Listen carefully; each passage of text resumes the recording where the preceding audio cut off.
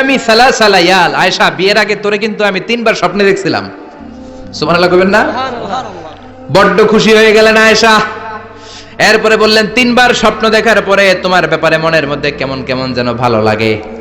তারপরে একটা ছোট্ট কাগজের মধ্যে, জান্নাতি কাগজ, রেশমি কাপড়ের মধ্যে তোমার চেহারাটা এনে জিব্রাইল বললেন, দেখেন নবী কেমন লাগে? আমি কইলাম ভালো লাগে। কার মেয়ে? আপনার বন্ধু আবু বকরের মেয়ে, বিয়ে করবেন নাকি? বিশ্বনবী বললেন, ও জিব্রাইল, তুমি যদি ঘটক হও, আল্লাহ যদি হয় কাজী, আমি মুহাম্মদ বিয়েতে রাজি। সুবহানাল্লাহ, সুবহানাল্লাহ পড়েন। বিয়ে হয়ে গেল, কিন্তু ঘরে দামি ফার্নিচার নাই, টাকা পয়সাও তেমন নাই, কিন্তু আছে খালি সুখ। আছে কি? যেটা টাকা দিয়ে কিনা যায়, টাকা দিয়ে বাড়ি কিনা যায়, গাড়ি কিনা যায়, সুখ কিনা যায় নাকি? টাকা দিয়ে বিছানা কিনা যায়, বালিশ কিনা যায়, ঘুম কিনা যায় নাকি? কথা বলেন। এজন্য সুখ দেওয়ার মালিক কে? সুখ পাওয়া যায় না। সুখ দেওয়ার মালিক একজন, তিনি কে? মা আয়েশা একমাত্র কুমারী বউ, আদর করে তিনি ডাকতেন হুমায়রা, আবার মাঝে মাঝে ডাকতেন ইয়া আইশু। আয়েশা না, আয়েশু, সংক্ষেপ। এত ভালোবাসতেন মা আয়েশাকে। মা আয়েশা গ্লাসের যেই জায়গা দিয়ে পানি খেতেন, বিশ্বনবী ওই জায়গায় মুখ লাগিয়ে পানি খেত। মা আয়েশা গোশতকে হাড্ডি ফেলে দিলে বিশ্বনবী ওই হাড্ডিটা নিয়ে চষতে শুরু করে দিত। সুবহানাল্লাহ। এক বালতি থেকে পানি নিয়ে দুইজনে গোসল করত। আবার বিশ্বনবীর সাথে সাথে মাঝে মাঝে বায়না ধরতো, মাঝে মাঝে রাগও করত। সুবহানাল্লাহ কোন? স্বামী স্ত্রীর মধ্যে একটু রাগ আছে না নাই? রাগ থাকলে ওইটারে আবার ভালোবাসায় পরিণত করে দেয় কে? রাগ না থাকলে ভালোবাসা তো ভালোবাসাই না। রাগ থাকতেই হবে, তাইলে ভালোবাসার মর্ম বোঝা যায়। চিল্লায় বলেন ঠিক কিনা? ক্ষুধা না থাকলে খাবারের মর্যাদা বোঝা যায় না। সারাদিন পেট ভরা, খাওয়ার মজা বুঝবেন? ক্ষুধা, প্রচন্ড ক্ষুধা, তৃষ্ণার্ত, লেবুর শরবত পাইলে অমৃতের মতো লাগবে। প্রচন্ড ক্ষুধা, হাজি বিরিয়ানি পাইছেন 1 প্লেট, ইচ্ছে মতো খাবেন, কিন্তু পেট ভর্তি, হাজি বিরিয়ানি খাওয়া যাবে? এজন্য রাগ না থাকলে ভালোবাসা যে কত দামি, ভালোবাসা যে আল্লাহর পক্ষ থেকে কত বড় নেয়ামত বোঝা যায় না। মাঝে মাঝে মা আয়েশা রাগ করতেন, শুনতেছেন? জি। বিশ্বনবী বলেন, আয়েশা কখন তুমি রাগ করো, কখন তুমি আমারে ভালোবাসো আমি বুঝি। সুবহানাল্লাহ পড়েন। মা আয়েশা বললেন, কেমনে বুঝেন? বিশ্বনবী বললেন, যখন তুমি রাগ করো তখন নামাজের পরে দোয়ার মধ্যে বলো, ও ইব্রাহিম আলাইহিস সালামের আল্লাহ, আপনি আমার উপর দয়া করেন। তার মানে তুমি রাগ করে আসো, আমার নাম নাও নাই। আর যখন আমার উপর খুশি থাকো, নামাজের পরে দোয়াতে বলো, মুহাম্মদ সাল্লাল্লাহু আলাইহি ওয়াসাল্লামের আল্লাহ, আপনি আমাদের উপর রহমত করেন। তার মানে খুশির সময় তুমি আমার নাম নাও, রেগে গেলে অন্য নবী দেওয়ার দোয়া সেরা দাও, রেগে গেলে আমার নামটা নাও না। মা আয়েশা বলে, নবী গো, আমি তো শুধু নামটাই মুখ দিয়ে নেই না, কিন্তু কলিজা থেকে তো আপনারে বাদ দিতে পারি না। আল্লাহু আকবার। মা আয়েশা বলতেন, আমি যখন বিশ্বনবীর সাথে শীতের রাতে এক ল্যাপের নিচে ঘুমাতাম, তখনও জিব্রাইল ওহী নাজিল করত। সুবহানাল্লাহ নাই? সুবহানাল্লাহ। কোন স্ত্রীর সাথে অন্তরঙ্গ বসবাসের সময় কোরআনের ওহী নাজিল হতো না। একমাত্র মা আয়েশার সাথে যখন এক বিছানার এক ল্যাপের নিচে দুইজন শুয়ে আছে, কোরআনের আয়াত নাজিল করছে কে? আবার মা আয়েশা বলছেন, আমার কারণে ও মুসলিম উম্মাহ তোমরা তায়াম্মুমের বিধান পেয়েছো। ফাতায়াম্মামু সাঈদান তাইয়্যিবা। মা আয়েশা একটা যুদ্ধে গিয়েছিলেন, যুদ্ধ থেকে ফেরার পথে মা আয়েশার গলার লকেট নাই। মাঝে মাঝে হয় না, মহিলা গলার লকেট পায় না, পুরা বাড়ি আগুন করে ফেলাইছে, লকেট নাই, লয়ে গেল রে, নিয়ে গেল রে, হারাইলাম রে। মা আয়েশার লকেট নাই। লকেট হারানোর পরে মা আয়েশা কান্নাকাটি। বিশ্বনবী বললেন, থামো। অনেকক্ষণ থামার পরে লকেট খুঁজে পায় না, সবাই খোঁজাখুঁজি, লকেট কই, লকেট কই, লকেট খুঁজে পায় না। ওদিক দিয়ে মাগরিবের নামাজের সময়ও শেষ, নামাজের সময় শেষ। আর যেই জায়গায় লকেট খোঁজার জন্য থামা হয়েছে ওই জায়গায় আবার পানি নাই, পানি সামনে, পানির দিকেও যেতে পারে না, লকেটও খুঁজে পায় না, নামাজও পড়া যায় না। সব সাহাবীরা মিছিল শুরু করছে, আবু বকর রে ধর, ধর, ধর, আবু বকর রে ধর। আবু বকরের মেয়ের কারণে নামাজ আমাদের চলে যাচ্ছে। সাইয়েদনা আবু বকর ঘটনা বেসামাল দেখে আয়েশার কাছে গেল, যে দেখে বিশ্বনবী মা আয়েশার কোলের মধ্যে, ল্যাপের মধ্যে মাথা দিয়ে শুয়ে আছে। রাগের চোটে বুখারীর বর্ণনা, আঙ্গুল নিয়ে মা আয়েশার পেটের মধ্যে দিল এক খোঁচা। লকেট হারাইলি কেন ক? তোর জন্য বাইরে মিছিল চলে, তোর জন্য বাইরে সব সাহাবারা বলে নামাজ পড়তে হবে, সময় নাই। ও আবু বকর, আপনার মেয়ের কারণে এই কাণ্ড। খাসরা মানে কুমর। আবু বকর মা আয়েশার খাসরাতে এত জোরে গুতা মেরেছেন, মা আয়েশা বললেন এই গুতার কারণে আমি অনেক দূরে চলে যাওয়ার কথা ছিল ব্যথার চোটে, কিন্তু যাই নাই, কারণ কোলে কে? কোলের মধ্যে বিশ্বনবীর মাথা, নড়ে গেলে বিশ্বনবীর ঘুম ভেঙে যাবে, ব্যথাটা হজম করেছি, নড়ি নাই। আল্লাহ তখন আয়াত নাজিল করলেন, ফালাম তাজিদু মাআন ফাতায়াম্মামু সাঈদান তাইয়্যিবা। ও সাহাবারা, মিছিল বন্ধ করো। কোন নারীর বিরুদ্ধে মিছিল করো? এই নারীর সাথে তো বিয়ে আমি সরাসরি বিশ্বনবীর দিয়েছি। যাও, ওযুর জন্য টেনশনে ছিলা, টেনশনের দরকার নাই। আয়েশার কারণে আজকে নতুন করে একটা বিধান দিলাম, আজ থেকে যদি ওযুর পানি না পাওয়া যায়, বালুর মধ্যে 2 হাত বাড়ি মেরে তায়াম্মুম করো, নামাজ পড়ে নাও, কবুল করে নিবে কে? এই মা আয়েশার লকেট হারানোর কারণে তায়াম্মুমের বিধান নাজিল হয়েছে। কোন সুবহানাল্লাহ। এজন্য মা আয়েশা বলতেন, ও উম্মতেরা জেনে রাখো, এই যে তায়াম্মুম করো, এটা কিন্তু আমার কারণে পাইছো। সুবহানাল্লাহ কোন। আবার মা আয়েশা বলতেন, আমার কোলে মাথা রেখে বিশ্বনবী শেষ নিঃশ্বাস ত্যাগ করেছে, আবার আমার ঘরের মধ্যেই বিশ্বনবীর কবর। সুবহানাল্লাহ। বিশ্বনবীর কবরটা কিন্তু মা আয়েশার ঘরের মধ্যে। এখনো বিশ্বনবীর কবর যেই জায়গায়, এই জায়গায় মা আয়েশার ঘর ছিল। সুবহানাল্লাহ কোন। 2210টি হাদিস বর্ণনা করেছেন। কত কথা কয় না? 2210টা ফ্যামিলির হাদিস বর্ণনার জন্য মা আয়েশাকে আল্লাহ তাআলা বিশ্বনবীর ট্যাপ রেকর্ডার বানিয়ে পাঠিয়েছেন। যাই বিশ্বনবী বলতেন, ট্যাপ রেকর্ডের মতো রেকর্ড করে সব সাহাবীদের কাছে বর্ণনা করতেন। কত কবিতা উনি নিজে জানতেন, নিজেই জানে না। কত মাসালা যে জানতেন তার কোনো হিসাব নাই। ইলমুল ফারায়েজ, বাপ মরলে ছেলে মেয়ে থাকলে কে কতটুকু সম্পদ পাবে, মা আয়েশার চেয়ে বিধান মদিনায় কেউ জানতো না। বিশ্বনবীর ইন্তেকালের পরে সাহাবাদের মধ্যে কোনো মাসালা নিয়ে কনফিউশন হলে সব সাহাবারা আম্মা জান আয়েশার কাছে এসে সলিউশন নিয়ে যেতেন। সুবহানাল্লাহ কোন। বিশ্বনবী যা বলেছেন সব মুখস্থ রেখেছেন, সব জ্ঞানের কথা ছড়িয়ে দিয়েছেন, সব সময় পড়াশোনা করতেন। সুবহানাল্লাহ। তার মানে মা আয়েশার জীবনী থেকে আপনাদের জন্য শিক্ষা হচ্ছে জ্ঞানার্জন, জ্ঞানানুরাগী হতে হবে। কি হতে হবে? জ্ঞানানুরাগী।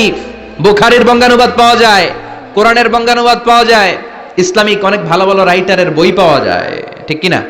এগুলো পড়ার দরকার আছে না নাই? অনেকে বলে, হুজুর আমার ছেলেটা মোবাইল ছাড়া কিছু বোঝে না। কি কয়? মোবাইল ছাড়া কিচ্ছু বোঝে না। হুজুর মোবাইল দিলে ঠান্ডা, মোবাইল নিলে কান্দে, এরকম আছে না নাই? এর কারণ হাজব্যান্ড ওয়াইফ দুইটার কাছে সব সময় মোবাইল। কথা কন। বাবার কাছেও মোবাইল, মায়ের কাছেও মোবাইল, তো ছেলে মোবাইলের জন্য কাঁদবে না তো কি করবে?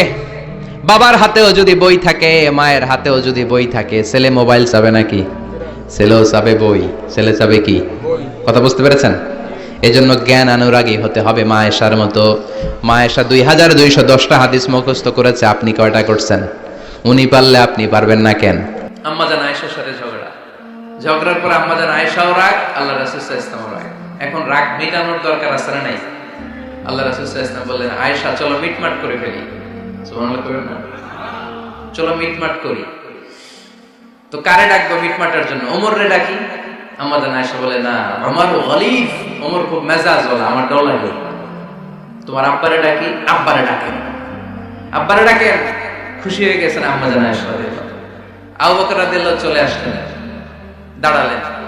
এবার বিষ্ণু ইসা ইসলাম বললেন, তাতাকাল্লিমিন আও আতাকাল্লাম, কি ঘটছে আমাদের মাঝে, তুমি বলবা না আমি বলবো? আম্মা জান আয়েশা বললেন, তাতাকাল্লামু আনতা ওয়ালা তাকুল ইল্লা হাক্কান, আপনিই বলেন তবে সত্য ছাড়া মিথ্যা বলবেন না। আবু বকর রাদিয়াল্লাহু তাআলা আনহু শুনে রেগে গেলেন, কি এ কেমন কথা তোমার?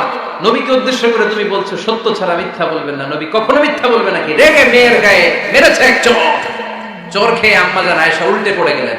সাইয়েদনা আবু বকর রাদিয়াল্লাহু তাআলা আনহু রেগে গড়গড় করতে লাগলেন, আবার মারার জন্য উদ্যত হলেন। আম্মা জান আয়েশা রাদিয়াল্লাহু তাআলা আনহু বাঁচার জন্য এবার বিশ্বনবীর পিছনে যে আশ্রয় নিলেন। সুবহানাল্লাহ বললেন না? বিশ্বনবী সাইয়েদনা আবু বকরের সামনে 2 হাত মেলে ভেবে দাঁড়িয়ে গেলেন। আল্লাহর হাবিব যখন আম্মা জান আয়েশাকে বাঁচানোর জন্য 2 হাত উঁচু করে দাঁড়িয়ে গেলেন, সাইয়েদনা আবু বকর থেমে গেলেন। সাইয়েদনা আবু বকর এই পরিস্থিতি দেখে ঘর থেকে বের হয়ে ঘরের বাইরে দাঁড়ালেন। এবার আল্লাহর রাসূল সাল্লাল্লাহু আলাইহি ওয়াসাল্লাম আম্মা জান আয়েশাকে তুললেন, বললেন, ইয়া আয়েশা কাইফা রাআইতনি আনকাসতুকি মিনার রাজুল, দেখলা নাকি কেমন করে আমি তোমার বাবার হাত থেকে তোমারে বাঁচালাম। আজকে আমি যদি সামনে দাঁড়িয়ে না বাঁচাতাম, তোমার বাবা তোমারে একেবারে মেরেই ফেলতো। সুবহানাল্লাহ পড়ে। দেখছো আয়েশা, আমি বাঁচাইলাম তোমারে, আমার সাথে ঝগড়া করো, আমি বাঁচাইলাম। এই কথা শুনে আম্মা জান আয়েশা রাদিয়াল্লাহু তাআলা লজ্জায় পড়ে হেসে দিলেন। সুবহানাল্লাহ পড়বেন না? লজ্জায় এবার হেসে দিলেন। দুইজনের হাসাহাসি শুনে বাইরে থেকে আবু বকর রাদিয়াল্লাহু তাআলা আনহু হাসির আওয়াজ শুনে অবাক, কি রে এতক্ষণ যুদ্ধ এখন আবার হাসি কেন? হাসে দেখার জন্য সাইয়েদনা আবু বকর রাদিয়াল্লাহু তাআলা আনহু ঘরের ভেতরে ঢুকলেন। ঢুকে দেখেন আম্মা জান আয়েশাও হাসে, বিশ্ব নবীও হাসে, সাইয়েদনা আবু বকর হেসে দিলেন। আরশের উপর থেকে খুশি হয়ে গেলেন কে?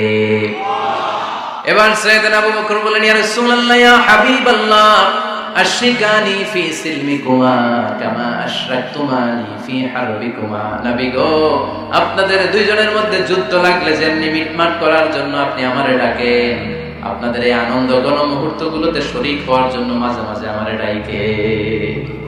সুবহানাল্লাহ পড়েন। আপনাদের মধ্যে যুদ্ধ লাগলে সন্ধি করার জন্য যেমনি আমারে ডাকেন, আপনারা যখন আনন্দ ঘন পরিবেশে এরকম খুনসুটি করেন, হাসাহাসিতে মেতে ওঠেন, তখন একটু আমারে ডাকেন। সুবহানাল্লাহ পড়বেন না? দেখেন আল্লাহ রাসূল সাল্লাল্লাহু আলাইহি ওয়াসাল্লাম পৃথিবীর সবচেয়ে শ্রেষ্ঠতম মানুষ।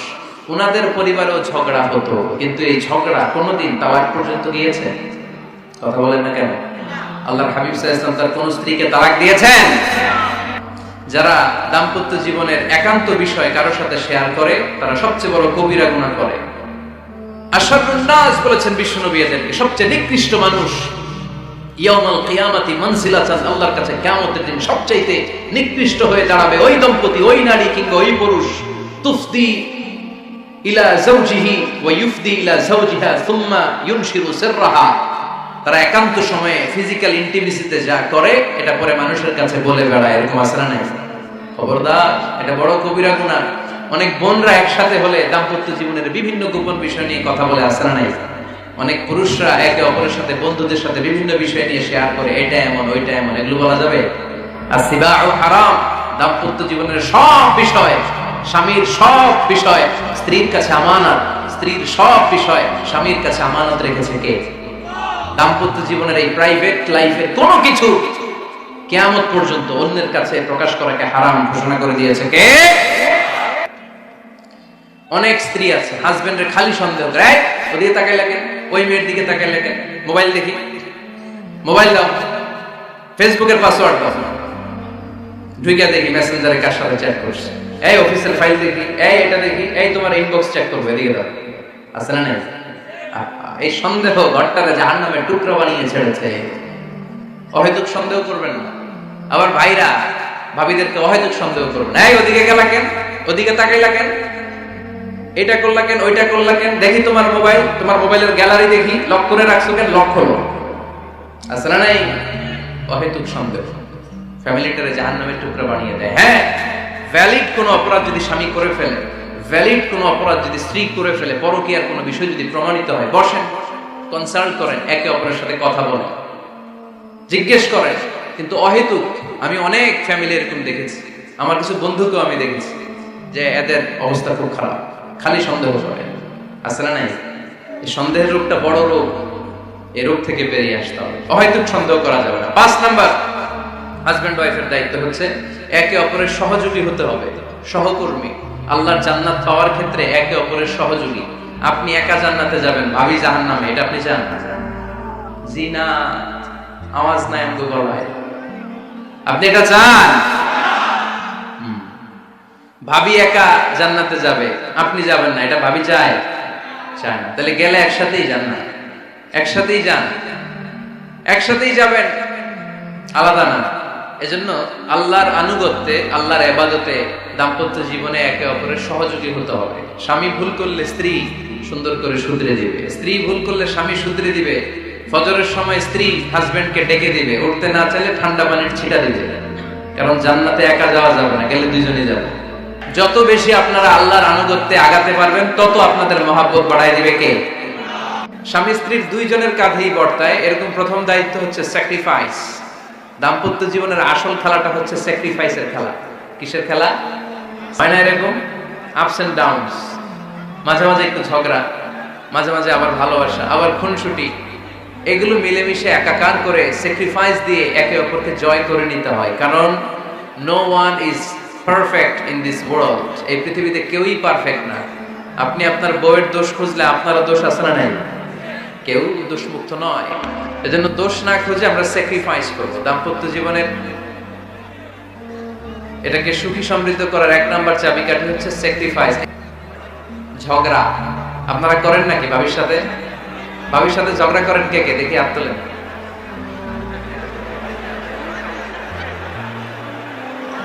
এদিকে সব আল্লাহর ওলি, এরা ঝগড়া টগড়া করে না। আপনি করেন? এই সাহসী সন্তান আছে কিছু, মাশাআল্লাহ। ঠিক আছে, বেশি করেন না। হ্যাঁ ঠিক আছে, ঠিক আছে, তোমরাও করো, বুঝছি, আপনারাও করেন। ওকে, না ঝগড়া করা যাবে না। একজন ঝগড়া শুরু করলে আরেকজন চুপ থাকতে হবে। দুইজনই ঝগড়া করলে, দুইজন রেগে গেলে ঝামেলা আছে না নাই?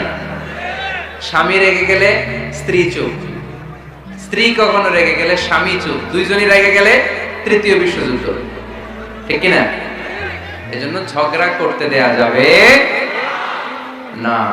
কারণ এই ঝগড়া, সামান্য ঝগড়া থেকে এই ঝগড়া বাড়তে বাড়তে এটা বিচ্ছেদের দিকে গড়ায়, ডিভোর্স হয়ে যায়। এরকম কত কেস যে আমার কাছে আসে, কত কেস যে আমার কাছে আসে যে হুজুর ছোট্ট ঝগড়া থেকে আমাদের মধ্যে ঝগড়া বাড়তে বাড়তে ইগো প্রবলেমের কারণে বিচ্ছেদে গড়ায়। আর এই ঝগড়া একটু শুরু হলে ইবলিশ শয়তানের কাজ হচ্ছে পালে বাতাস দেয়। কি দেয়? পালে বাতাস পেলে এটা দাউ দাউ করে উঁচু হয়ে ওঠে।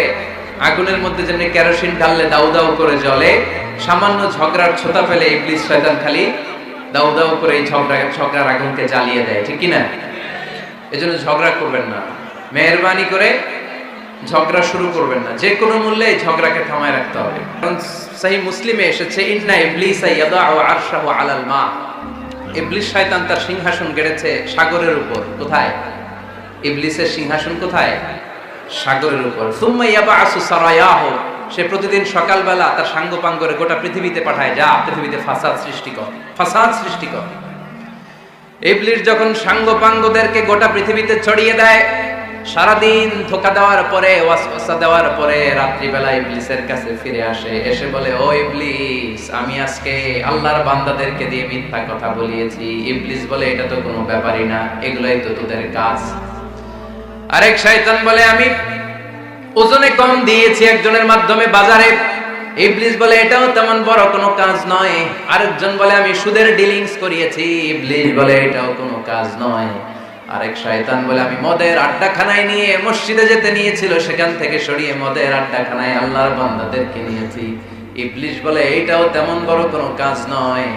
আরেক শয়তান এসে বলে, মা তারাকতুহু হাত্তা ফাররাকতু বাইনাহু ওয়া বাইনা ইমরাআতিহি, আমি এক আল্লাহর বান্দার সাথে বান্দির ঝগড়া লাগিয়ে ঝগড়া করাতে করাতে তালাক পর্যন্ত নিয়ে গিয়েছি।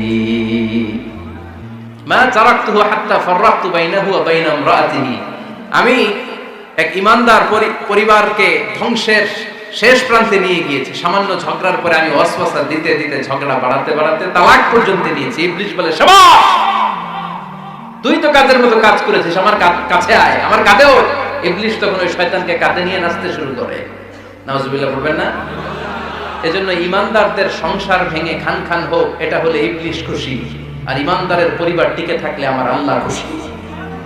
আমরা কার খুশি চাই? এজন্য শয়তানরে খুশি হতে দেওয়া যাবে না। ঈমানদারদের পরিবারগুলো ঝগড়ার মাধ্যমে ভেঙে যাক, সব সময় শয়তানের মিশন এটা। আর ঈমানদারদের পরিবারগুলো টিকে থাক, এটা আমার আল্লাহ সব সময় চায়। সুবহানাল্লাহ পড়েন।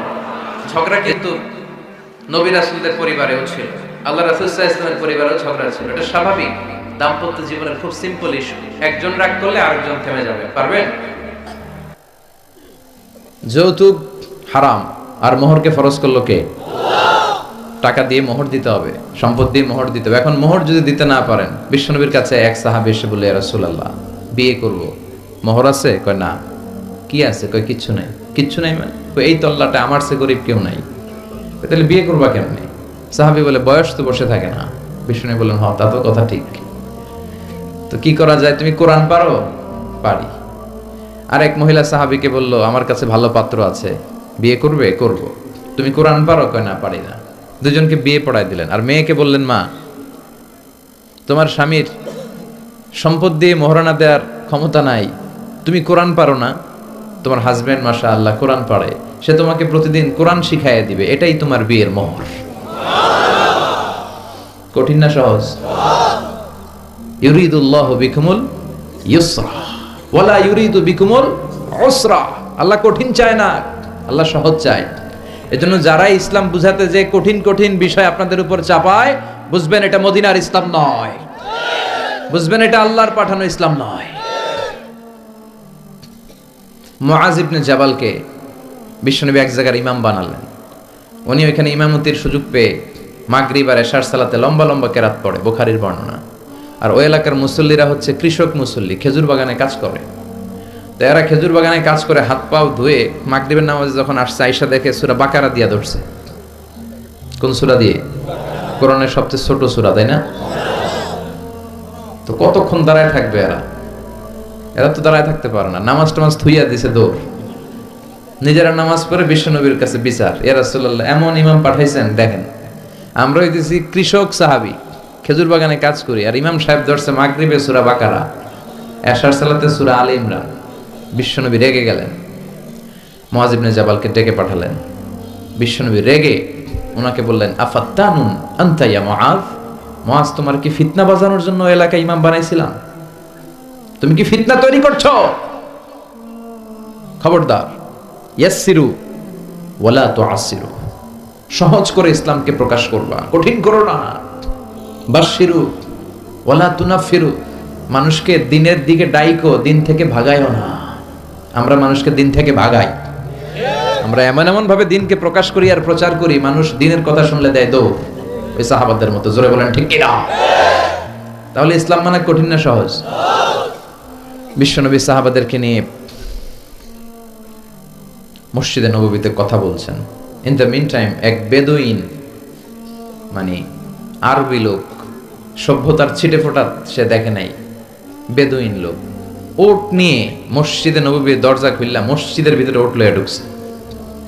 শুনতেছেন? এরপর মসজিদে নবীর পিলারে ওট বেঁধে মসজিদে নবীর মাঝখানে পেশাব করতে বসছে। ওমরে ফারুক এরকম করতেছে, দাঁড়া তোর পেশাব করার দেখাইতেছি আজকে। অন্যান্য সাহাবারাও রেগে গেলেন, ওকে মারবেন, চারদিক দিয়ে ঘেরাও দিচ্ছে। বিশ্বনবী সবাই ডেকে আনলে, এই এদিকে আসো, ওর কাম সারতে দাও, আগে ওর কাজ সারতে দাও। কারণ কত বড় ফিলোসোফার ছিলেন আমার নবী। পেশাব পায়খানার মাঝখানে কাউরে ধমক দিল, ওর পেশাব যদি আটকে যায় ওর এত বড় রোগ হবে, এটা অপারেশন ছাড়া বাঁচানো যাবে না। এজন্য টয়লেটে কেউ ঢুকলে আপনি দরজায় জোরে আঘাত করবেন না, চিৎকার করে ডাকবেন না, আগে তার ইউরিনটা পাস করতে দেন, তার ওয়াশরুম ক্লিয়ার করতে দেন। কি করবেন? কাশি দিবেন। আপনারও টয়লেটে যাওয়া দরকার, কিন্তু বাইরে হয় না, ভিতর থেকে। কি করবেন?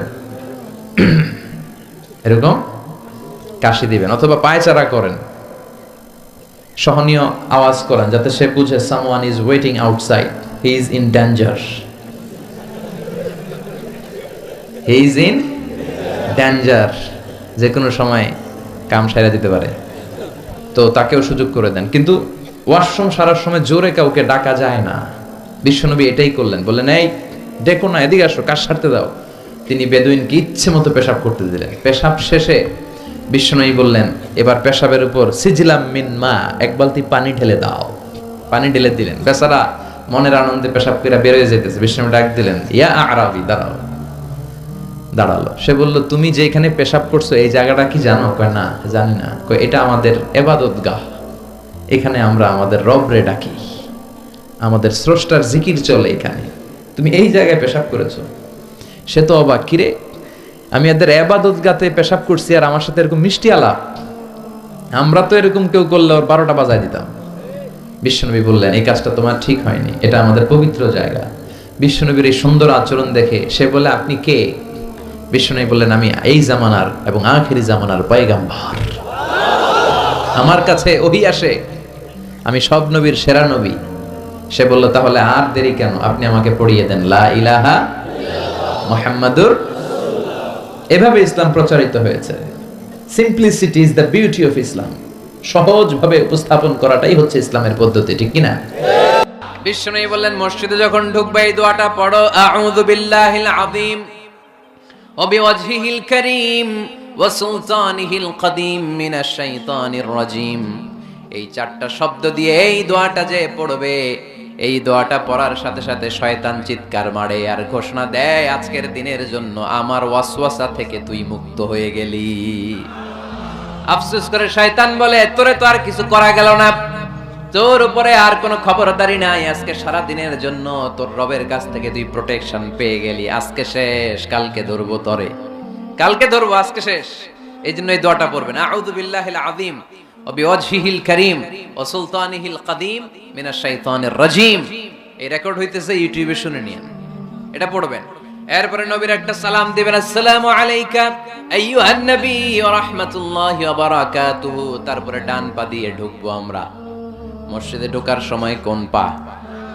সবাই বলেন আরো জোরে, মনে থাকবে, ভুল হবে না তো? আর ডান পা দিয়ে পড়বো, আল্লাহুম্মা ইফতাহলি আবওয়াবা রাহমাতিক, ও আল্লাহ তোমার রহমতের দরজা আমার জন্য খুলে দাও। পড়েন আমিন।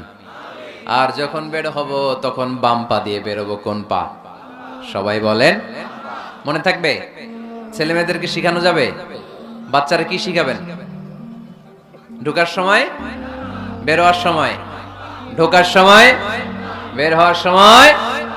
আর বের হওয়ার সময় পড়ব, আল্লাহুম্মা ইন্নী আসআলুকা মিন ফাদলিক, আল্লাহ আমি আপনার কাছে ফদল চাই। ঢোকার সময় রহমত চাই, বের হওয়ার সময় ফদল। ফদল মানে রিজিক। রিজিক কি মসজিদে থাকে না মসজিদের বাইরে? এজন্য আল্লাহ বলেন, ফাইদা কুদিয়াতিস সালাতু ফান্তাশিরু ফিল আরদি ওয়াবতাগু মিন ফাদলিল্লাহ ওয়াযকুরুল্লাহা কাসীরান লাআল্লাকুম তুফলিহুন। যখন সালাত শেষ হয়ে যায়, জমিনের মধ্যে ছড়িয়ে পড়ো, জমিনে কাজ কর্ম শুরু করে দাও, কর্মচাঞ্চল্যতা দিয়ে জমিনটাকে ভরে তোলো, আর আল্লাহর কাছে ফদল চাও, রিজিক চাও। রিজিকের মালিক কে? তাহলে মসজিদে কি পাওয়া যায়? রহমত। ওই একজন কয় রিজিক, রহমত। মসজিদে কি পাওয়া যায়? সবাই বলেন, মসজিদের ভিতরে কি পাওয়া যায়? আর বাইরে পাওয়া যায় রিজিক। চিল্লায় বলেন, বাইরে কি পাওয়া যায়? এজন্য ঢোকার সময় রহমত চাবো, বের হওয়ার সময় রিজিক চাবো। ঢোকার সময় ডান পা, বের হওয়ার সময়, মনে থাকবে? আর মসজিদে ঢুকেই 2 রাকাত,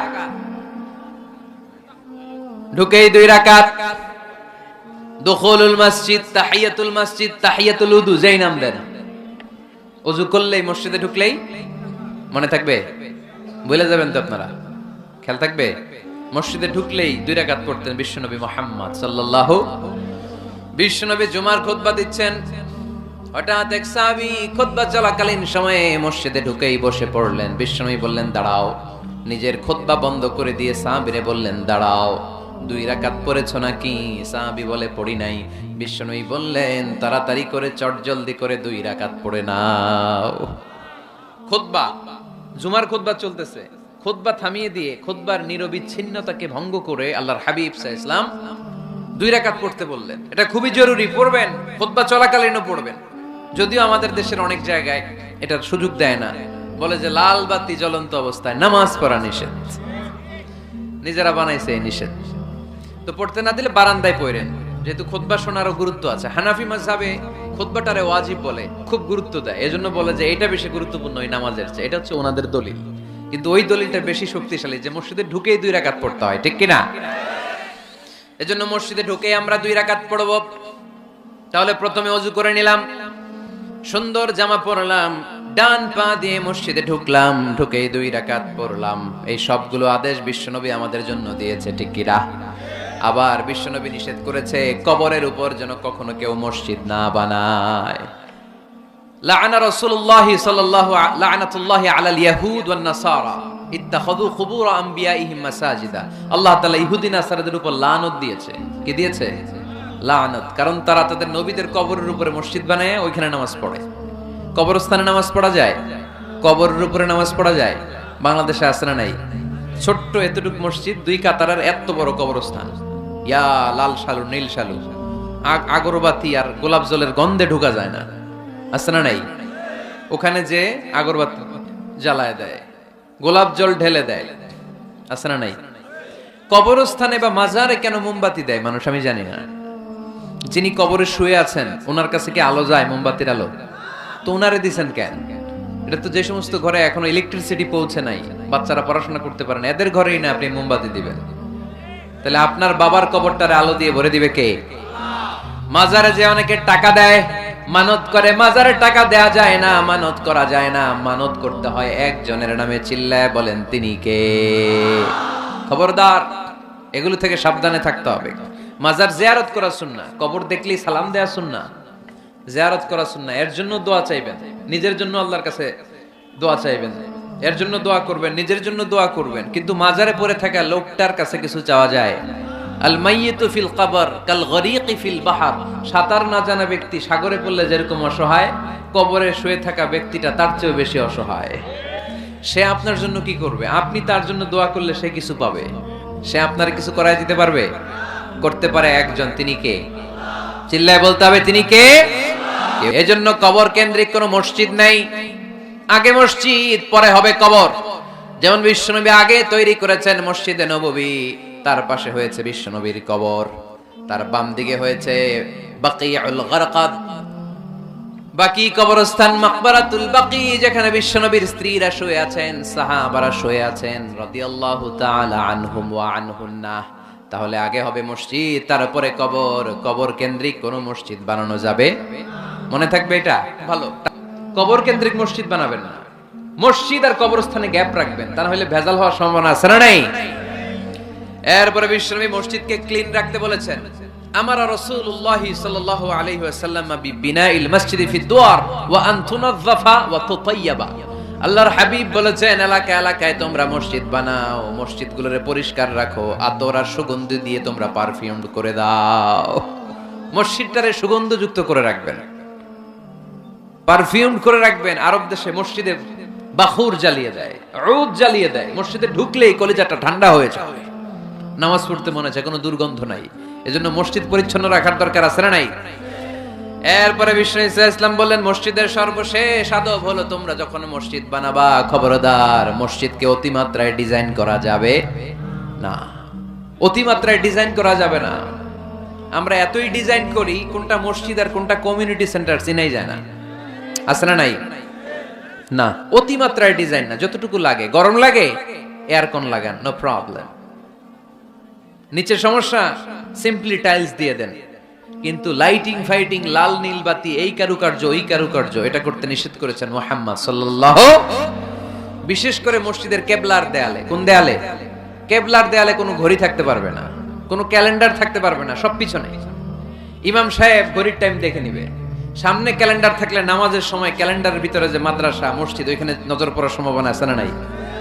বিভিন্ন জিনিস লেখা থাকে, নামাজও পড়ি, ওইটাও পড়ি, আছে না নাই? নামাজ পড়ে কয়টা বাজলো, ঘড়ির দিকে নজর পড়ার সম্ভাবনা আছে না নাই? এই জন্য কেবলার দেয়ালটা যদি সাদা মাঠা রাখা যায় সেটাই ভালো। আপনার নজর থাকবে সেজদার দিকে। ডানে একটা নজর দিলে আল্লাহ বলে ফিরে আয়, সেজদার দিকে তাকা।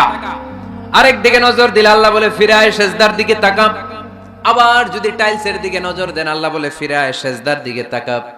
আবার যদি নজর দেন, আল্লাহ রেগে যে বলে লা হাজাত আলী ইলা সলাতিক, তোর এই নামাজের কোনো দরকার আমার নাই। যে আল্লাহ তাআলাকে খুশি করার জন্য সালাত পড়তে আসলাম, উনি যদি বলে তোর এই নামাজের দরকার আমার নাই, তো কার জন্য সালাত পড়লেন আপনি? এজন্য মসজিদের সামনের ওয়ালে যত কম ডিজাইন হওয়া যায়, ঘড়ি, ক্যালেন্ডার ইত্যাদি ইত্যাদি, লেখাজোখা, এগুলো সামনে না, এগুলো পেছনে দিতে পারলে ভালো।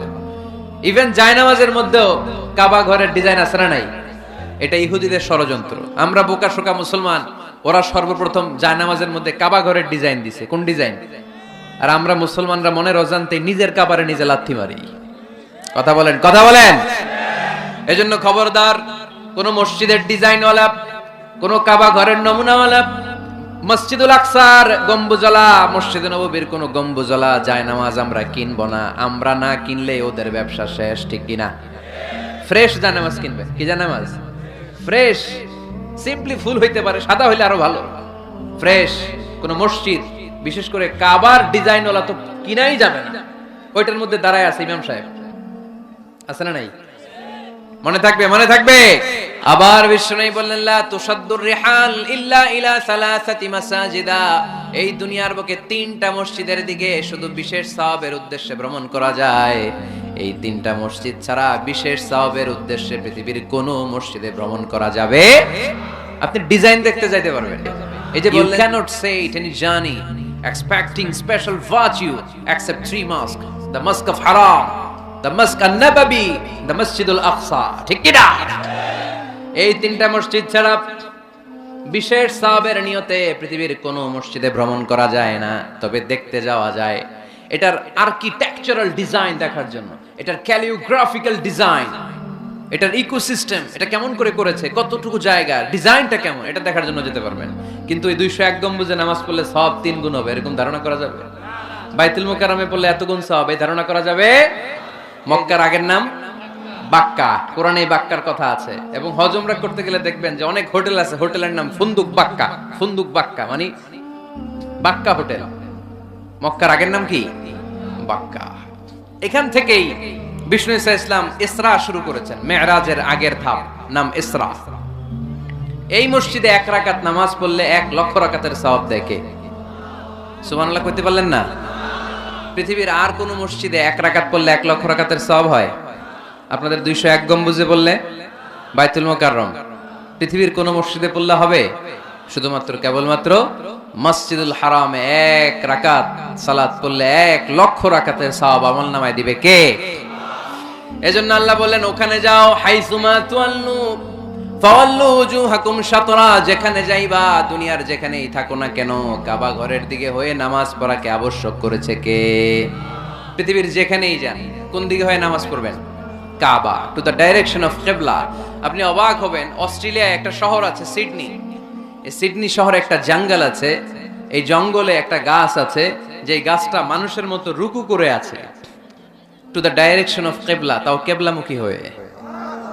পত্রিকার কাটিং দেখেছেন না আপনারা? অনেক ক্যালেন্ডারেও আছে। গাছ, ইউটিউবে দেখেছেন, গাছ রুকু করে আছে টু দ্য ডাইরেকশন অফ কিবলা, কিবলামুখী হয়ে, মানুষের মতো। সুবহানাল্লাহ পড়ে।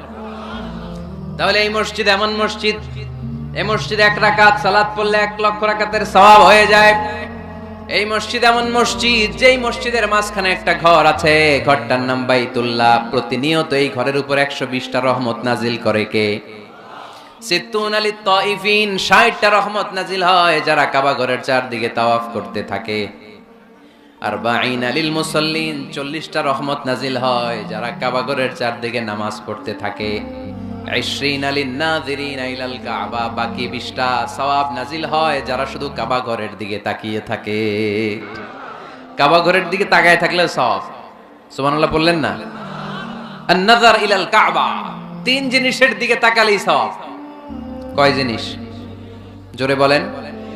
1 নাম্বার আন-নাযার ইলাল মুসহাফ, কোরআনের দিকে তাকালেই সওয়াব, পড়া লাগবে না, পড়লে তো সওয়াব আছে, তাকানো মাত্রই। 2 নাম্বার আন-নাযার ইলা ওয়াজহিল ওয়ালিদাইন, মা বাবার চেহারা,